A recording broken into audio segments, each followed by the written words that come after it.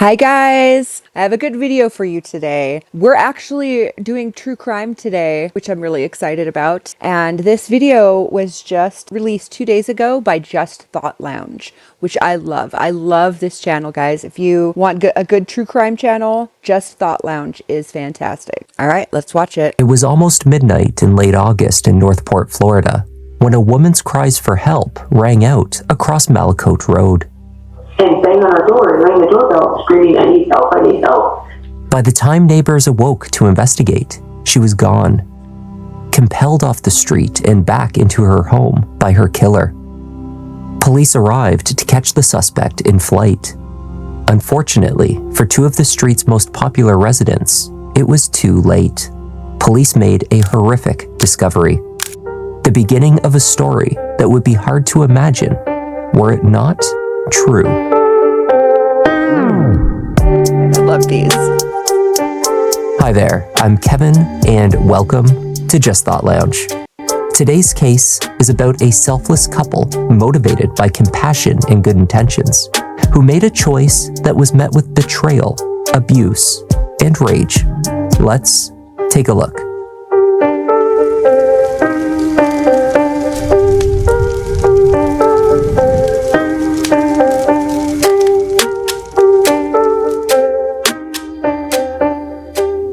Northport is a growing city on Florida's Gulf Coast, known for its natural springs, freshwater canals, and proximity to beaches. Just before midnight on August 31st, 2023, Northport resident Jana Walton awoke to noises at her front door. First, she heard the doorbell ring, followed by banging and a woman's voice calling out for help. After waking her husband and checking on the safety of her children, Jana placed a call to 911. 911 was the location of the emergency.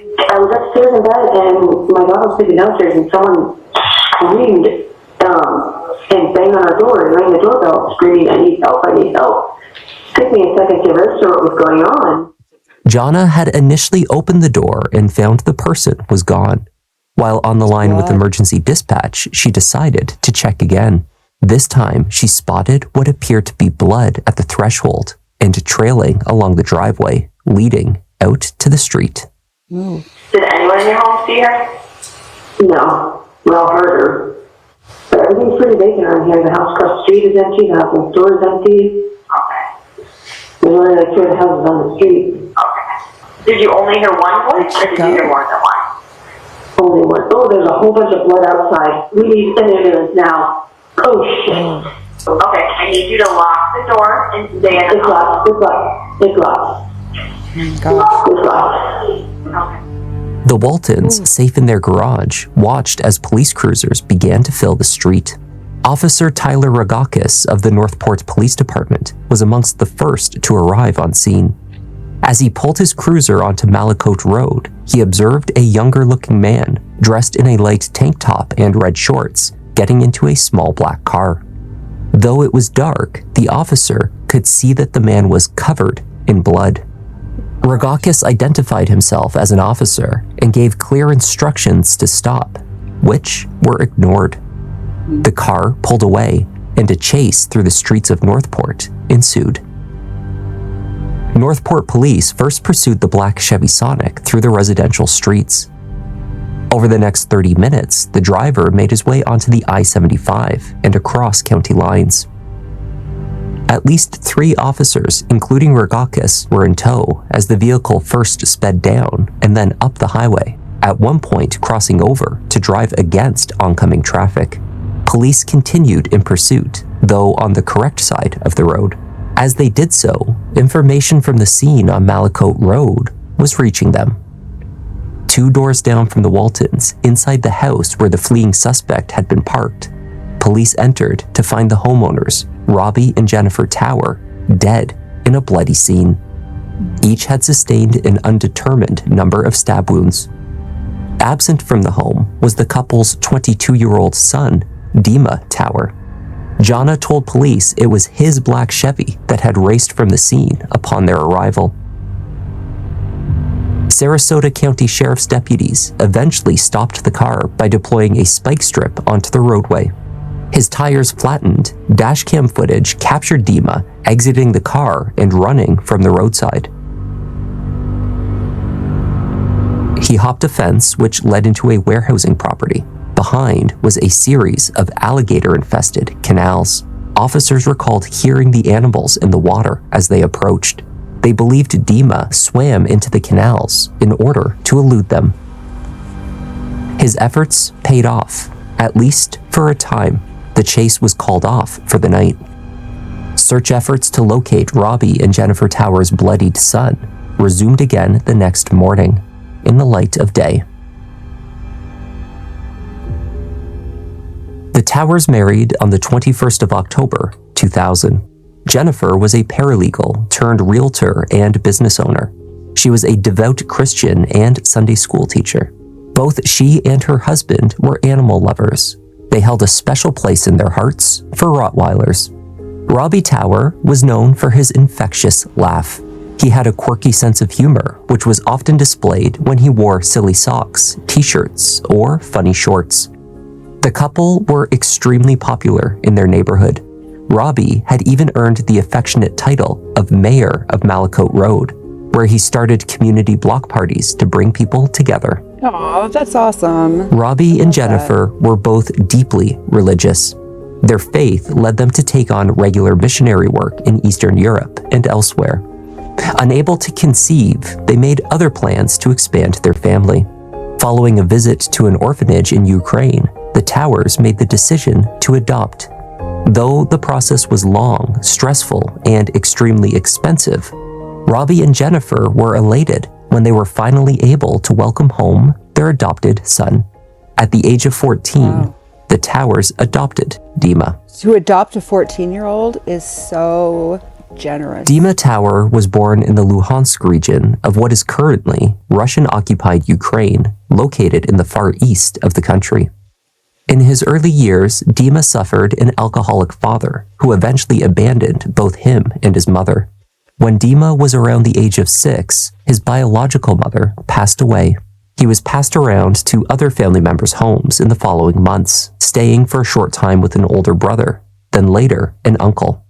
By the time he encountered the two Americans that would become his parents, Dima had been in the Ukrainian foster system for several years. He lived first in the Luhansk orphanage, which was later relocated further west as the Russian invasion pushed further into the region. American family members described the institution where Dima was living as a prison for children. They reported horrendous conditions and that Dima would show signs of physical abuse. When the Towers became parents, family members recalled Jennifer's pure joy and Robbie's open pride at his son's every small success. They embraced their new role as parents. That's so sweet. The transition for Dima was challenging, of course. Already in his early teens, he did not speak English when he first arrived in Northport. High school classes were problematic. He dropped out of school entirely in 10th grade. Nonetheless, the family made memories, taking trips across the country and celebrating milestones. They posted with pride images of Dima receiving his American citizenship, though more challenges laid ahead for the Towers. Arguments with Dima became more frequent. He moved out of the house to live with other family members and independently for a time. A police response for a domestic incident was reported in 2020 at the house on Malakote, though no charges were ever filed. Family referred to the period before the murders as one of escalating violence. By the time of Robbie and Jennifer's murder, Dima had been living back at the house for roughly 8 months. He was working. His parents had purchased him a small black Chevy Sonic, the same one that sped through the streets after fleeing the scene of their brutal murder.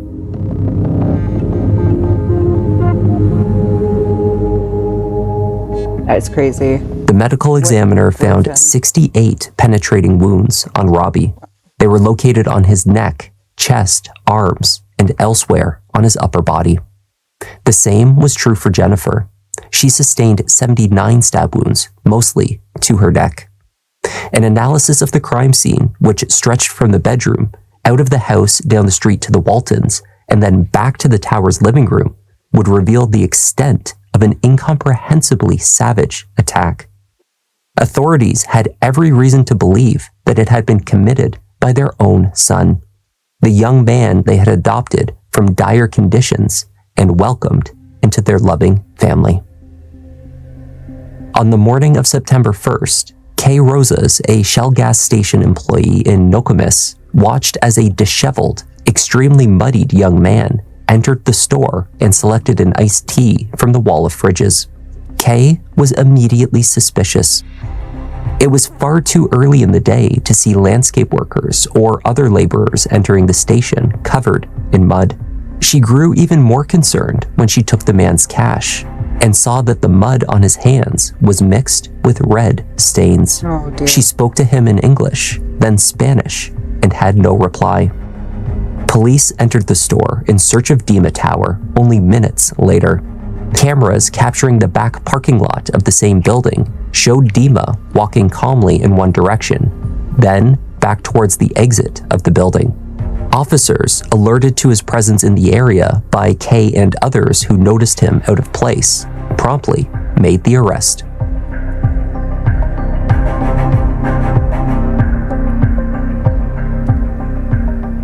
When Dima sat down with detectives, he was asked to explain how and why the murders had taken place. Yeah. Well, something happened last night. Either you guys argued.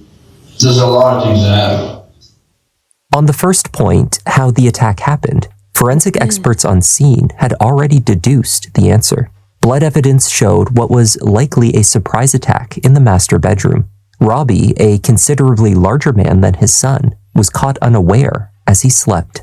Where did it start? The bedroom. The living room. Yep. Was your dad sleeping? Yep. Did you guys have a fight prior to this? No. There were signs of an intense struggle in the bedroom, against the north wall and then leading into the living room, where Robbie was eventually found. So your dad starts getting up out of bed. No, he wasn't. He was sleeping. Okay. And you stabbed him. Yep. Do you remember how many times? Countless. I'm sorry? Countless. Countless times. Did he ever get out of bed? Yeah. And then what? Did you push him against the wall? Or did he fall? Sleeping out. Going around the house. Trying to fight me back. It seemed logical that Jennifer would have awoken as this occurred. Perhaps she had attempted to intervene. Already injured, Jennifer made her way out of the house, across the lawn of the vacant house next to hers to reach Jana's front door. The trail back across the driveway showed her return trip. She would be found back in the living room next to her husband. Detectives believed her son must have pursued her to the neighbor's door and forced her back at knife point. What happened when she ran out? Did she go out the front door? Yep. Did you close Yeah, he the door just behind doesn't her, care. or did you? He does not care. I told her to get back inside. And she kept on? No, she went back inside. At one point, did she go to the neighbors? Yeah, that's when she ran out. Was your dad at that point? Yeah. Did you go back out there to get her, or Yes. and you yelled at her? No, I said, back. Mm-hmm. Where was she at that point? Do you remember? He was In the driveway, front door, or what? Driveway. Dima explained that he instructed his mother to return to the house, and she did. She sat for a time on their sofa, Oh, she listening did. to She her just did what son he air his said. grievances. When he had completed his monologue, he killed her. You were talking to her, and Yeah. what was she saying back? Pretty much nothing. What are the grievances? She I want wasn't to crying, know. pleading for her life or anything. She was. She was. When detectives asked what had motivated Dima to so brutally murder his parents, he offered several responses. Mostly, he insisted that the answer was too complicated, that they would not understand, or that he did not have time to explain it all to them. Perhaps the clearest and most honest response he offered was encapsulated in a single word: rage. Help me understand what happened. Rage. Rage has to come from somewhere, there has to be some reason. It's a lot of rage to keep bottled up. Right? Did your parents push you into the rage? We wanted to love like family anymore. They weren't family anymore? Yeah. Did they change? We've been through so much shit. Yeah. We've been arguing and going back and forth. So about what Family issues. So have you had these thoughts for most of your life as a... No. No. Just came up because of all the internet and all the... Yeah, I want to go back to the grind. Yeah. It's treason that... Did you ask them, did you say that to your parents that you were going to go back to Ukraine, and did they put up a fight with you or something? No, it's not. 22. He No. can go back whenever he wants. Dima denigrated the United States. whenever he wants. He no longer cared for his adopted family or country. He was angry and finished with all of it. The 22-year-old presented no plan to return to his home nation, which is still at war. Nor did he offer any explanation as to why his parents would have stopped him seeking his life elsewhere, only that he had fallen out with them. They were no longer a family, he said. Robbie and Jennifer argued frequently. Often their disagreements were about him. In these exchanges, if either parent defended his behavior, it would be Jennifer. Robbie, Dima claimed, accused him of ruining his marriage. Oh, What was That's the reason terrible to do to to- kill your parents? it's a terrible thing to say to a child. Terrible. Well, can you give us one reason? I don't like him. Dima contemplated the murder in advance. He recounted thinking about killing his parents when he returned home that night. First, as he sat in his should've just car, gone home. then as he went into his bedroom and had some whiskey. So were you having those thoughts when you were in the bedroom tonight?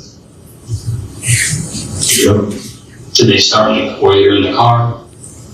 Yep. So you start having the thoughts in the car, you go into the house, you go into your bedroom, you continue having the thoughts, and what happens with that thing? So you know what? Yeah, but did something trigger it, or did you just say, I'm doing it? I'm doing. So you go over to the kitchen and you get the knife out of the butcher block, Yep. and then you went right straight to your dad. Mm-hmm. Did you pick your dad because you knew that you have to disable him first? Yep. He really doesn't care about this at all. And was He mom wants to be done with sleeping in it. bed next to dad? He's over it. Yep. Sounds crazy, doesn't it? Well, it's your story, so No, it's still pretty easy story. 2 knives were used in the attack. One was found behind a bedside table. Dima claimed this one slipped and he lost it. Instead of ending the attack at that time, he went into the kitchen, retrieved a second knife, and resumed stabbing his parents. Investigators found dirtied water on the counter next to the sink in the kitchen, as well as a towel. Near to the sink was a knife block, where DNA from the handle of a second knife was matched to Dima. Though it appeared to have been washed off before being placed back in the block, some blood remained on the blade. Dima was held at the Sarasota County Jail awaiting his trial. At first, he was charged with 2 counts of murder in the second degree and 1 count of fleeing law enforcement. Though it was clear from the statements Dima made to detectives and the prolonged brutality of the murders that, barring any mental health considerations, the crime had been contemplated in advance and throughout. The grand jury therefore indicted Dima Tower on 2 counts of first-degree premeditated murder. He went to trial in November 2025. He was All right, fed let's up hear with this about what country. happened.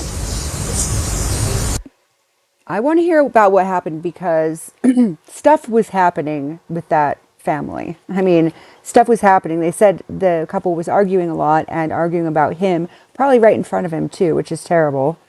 But I want to know what happened. What happened? How did they treat him? Like, why did this all happen? And the bullshit that this country had to offer him. And his parents, they were a part of that. And he didn't like them as people anymore. And so he knew he would kill them. Dima's troubled childhood, much of which was spent as a mistreated orphan, was not deemed relevant to the proceedings. If the details of his past overseas were off limits, so too were references to his aggressive behavior after moving to Northport. Old classmates recalled his creepy, antisocial behavior. He had been withdrawn, hiding alone in the nearby woodland. When engaged, he was a bully. Family said Dima had a love of boxing, but only because he loved to hit things. Robbie and Jennifer's selfless intentions towards their adopted son were no match for the anger that he already carried with him, they said.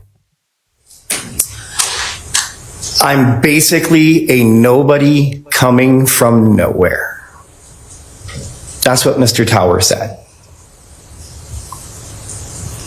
This trial is going to be a little bit different.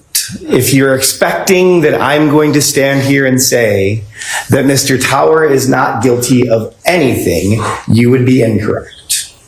We talked during jury selection about different levels of murder and different levels of homicide.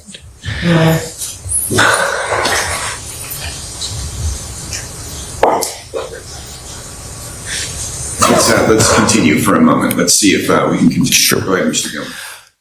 The trial was characterized by emotional outbursts, the tone set by a defendant that did not wish to receive instruction. Dima Tower did, however, decide to take the stand to offer testimony in his defense. He pushed back on the questions given to him, even by his own attorney. He complained to the judge that he was unable to speak about the topics that he felt were important. Mostly, he kept his head down and breathed heavily into the microphone, visibly frustrated.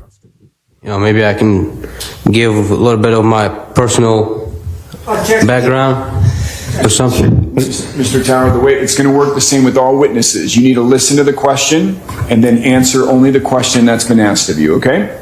Well, it's important that... It may be important, but you need to follow the rules in a courtroom, okay? Please ask your next question. Sure. I didn't know he'll have Did you go to school here in Sarasota County?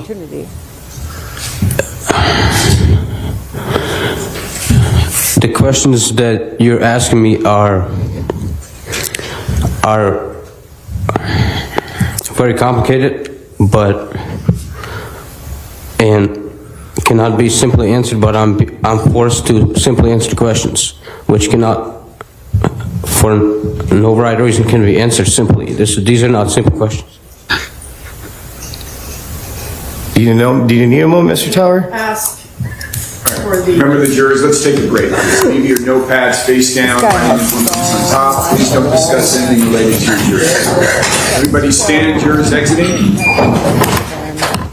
So much probably. It was unlikely that Dima's testimony spurred empathy from the jury. He made assertions that he was intoxicated when he confessed to detectives, and temporarily insane while he committed the crime. His formal defense aimed to convince jurors only that the murders were an act of passion, manslaughter, and not murder. Though his testimony made clear that even if he had not planned the murders, he had contemplated committing them in advance. Do you remember talking with them about multiple times having thoughts of killing your parents? Yeah, I only had those thoughts a couple times. Okay. Did you ever have a plan in place to make that happen? No, I did not. Okay. So you said you didn't think about killing your parents. I did not plan on it.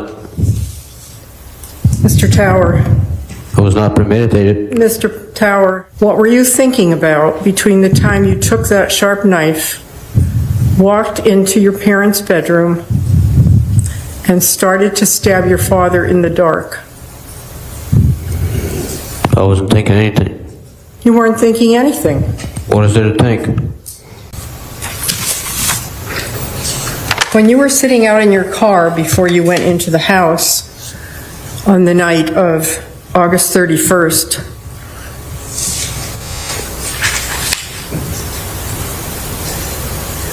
did you decide to kill your parents before you walked in? Yes. I don't have anything else. Thank you, Your Honor. The jury returned with guilty verdicts on all counts. During the sentencing portion of the trial, Robbie and Jennifer's loved ones were given an opportunity to speak about the couple's many admirable qualities, as well as the impact of their loss. They had a love for the Ukrainian people. And so I was not completely surprised when Jen told me about Dima. She beamed. I can promise you that she could not have loved you more, Dima, than if she gave birth to you herself. They chose to love Dima and to bring him into their lives. They wanted to make him a somebody and gave him their name. Robbie's father used his time to speak of vengeance. He wished, against the court rules, to address his grandson directly. Dima, look at me. No, sir, go ahead and direct your comments to me, okay? I would like him to change his name while he's in jail. I don't want him to use my name anymore. I don't want him to be associated with us.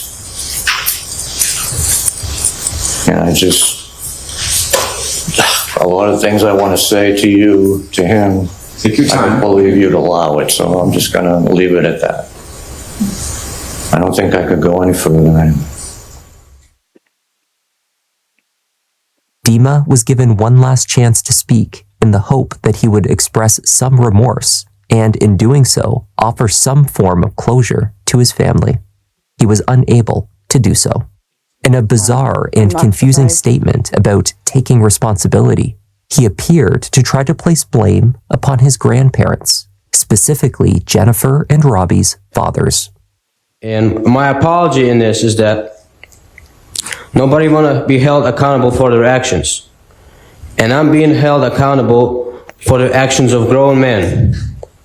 So my apology is that I have to be responsible for what Oscar did to his children and what Phil did to his children.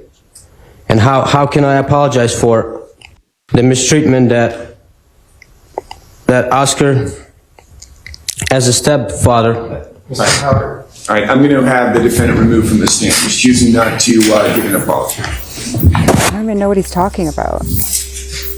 What is he even talking about? The judge imposed 2 life sentences without parole to be served consecutively. Another 5 years was added for fleeing police. Don't know what else to say. You seem to be an evil spirit, an evil person. Evil spirit because you're talking foolish. Who doesn't seem to have any... I'm full of remorse. I'm not showing it. You're not showing anything. Jennifer and Robbie Tower are remembered for their selfless nature, their warmth and compassion, and how they went above and beyond offering help to others who needed it. The couple spent their vacation time and resources traveling to Russia and Ukraine on mission trips with an aim to help others. They were said to hold a great love of Ukraine and its people. Wow. And that was the tragic case of Robbie and Jennifer Tower.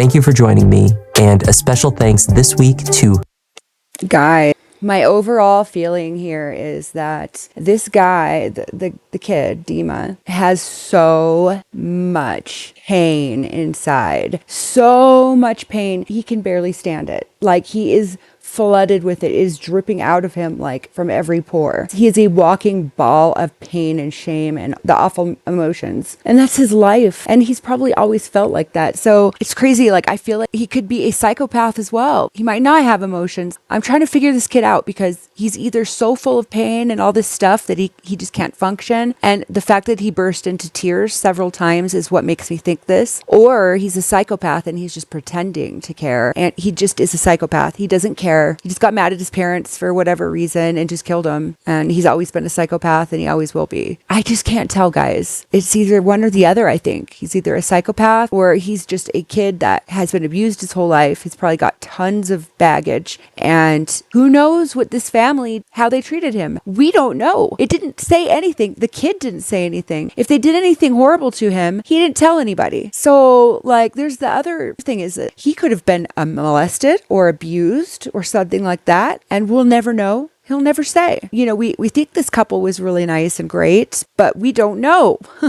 because he didn't tell anybody. And maybe they did some awful things. Maybe they were awful people. We don't know. And he won't tell anyone because he's the type of guy that holds everything in. He won't say it. He will not say what happened to him. He will not say if something happened to him, he'll never say it. He won't talk about it. He won't. He's incapable of it. He's got that old school man mentality of you can't talk about your problems. You can't talk about your feelings. And it's probably even worse because of where he comes from and how he grew up. So I can't tell if this kid is traumatized. Maybe some crazy stuff happened to him at this house. We don't know. We'll never know. Or he's just a psychopath kid. They couldn't have done anything differently. Would have killed somebody. He's just a psychopath. I don't know, guys. Let me know in the comments if you have any ideas or information. I would love to hear it. Thanks for watching.